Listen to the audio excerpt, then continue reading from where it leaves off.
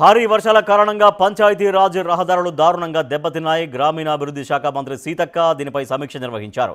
ENC అశోక్తో పాటు పంచాయతీరాజ్ శాఖ ఇతర అధికారులతో టెలికాన్ఫరెన్స్ నిర్వహించారు. దెబ్బతిన్న రహదారుల గురించి వివరాలు అడిగి తెలుసుకున్నారు.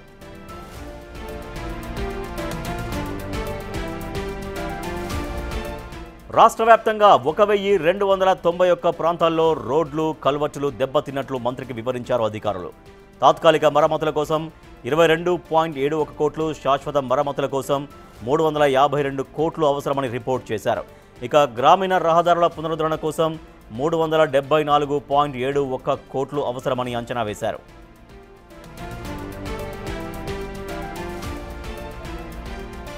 మొత్తం 22 గ్రామాలకు రాకపోకలు దెబ్బతినగా వాటిలో 14 గ్రామాలకు తాత్కాలిక రహదారుల్ని పునరుద్ధరించినట్లు చెప్పారు ఈఎన్సీ అశోక్. ప్రజలకు రవాణా ఇబ్బందులు లేకుండా వీలైనంత త్వరగా రహదారుల పునరుద్ధరణ పనులు చేపట్టాలని సూచించారు మంత్రి సీతక్క.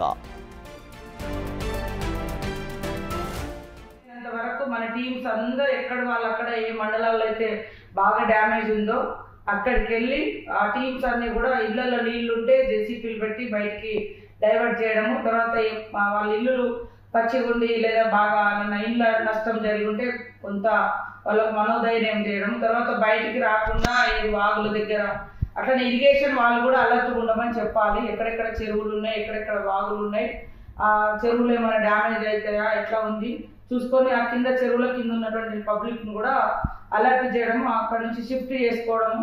తర్వాత అందరు అధికారులు వాయిస్ రికార్డ్ చేసి ఆ మండలాల్లో అన్ని గ్రామాలకు చేరేటట్టుగా, తడిసిన ఇళ్లలో ఉండద్దు. అదేవిధంగా కరెంట్ పోల్స్ కూడా ఎలక్ట్రిసిటీ వాళ్ళు కూడా అలర్ట్గా ఉండాలి.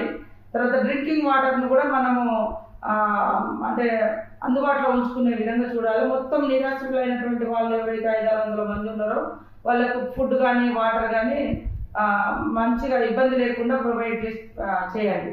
తర్వాత ఆర్ఎంబిపిఆర్ వాళ్ళు కూడా ఎక్కడెక్కడ డ్యామేజ్ అయినాయి అవన్నీ తిరిగి అవన్నీ నోట్ చేసుకోమని చెప్పండి. రాకపోకలు పూర్తిగా దెబ్బతిన్న గ్రామాలకు యుద్ధ ప్రాతిపదికన రోడ్ల మరమ్మతులు చేయాలని సూచించారు మంత్రి సీతక్క. వర్షాలకు తడిసి కూలే ప్రమాదం ఉన్న పంచాయతీరాజ్ భవనాలను తక్షణం ఖాళీ చేయించాలని ఆదేశించారు. పంచాయతీరాజ్ ఇంజనీర్లు క్షేత్రస్థాయిలో తగు జాగ్రత్తలు తీసుకోవాలని ఆదేశించారు. ప్రజలకు ఇబ్బందులు కలగకుండా చర్యలు చేపట్టాలని సూచించారు మంత్రి సీతక్క.